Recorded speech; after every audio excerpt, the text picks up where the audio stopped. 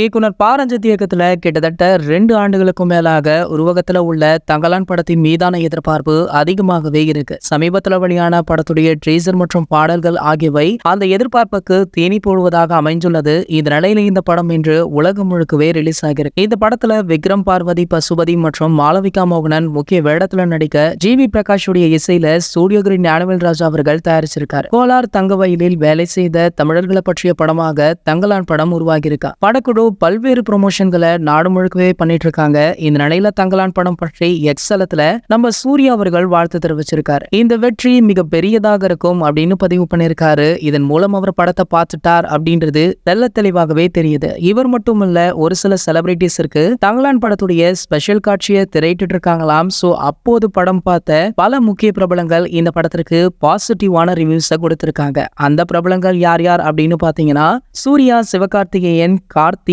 Rajini sir, Kamal sir அப்படின்னு கோலிவுட்டோடைய top celebrities அனைவருமே இந்த படத்தை ஸ்பெஷல் காட்சியிலேயே பார்த்துட்டாங்களாம். சோ அவங்களுமே பாசிட்டிவான ரிவ்யூஸ் கொடுத்துள்ளதால படம் கண்டிப்பாக ஒரு மிகப்பெரிய வெற்றி அடையும் அப்படின்றதுல எந்த ஒரு மாற்று கருத்துமே கிடையாது. இது போன்ற சினிமா செய்திகளை பத்தி நீங்க உடனே தெரிஞ்சுக்க நம்மளுடைய செய்தி துளிகள் அப்படின்ற நம்ம சேனலை சப்ஸ்கிரைப் பண்ணிக்கோங்க. பக்கத்துல உள்ள பெல் ஐகானை மறக்காம கிளிக் பண்ணுங்க.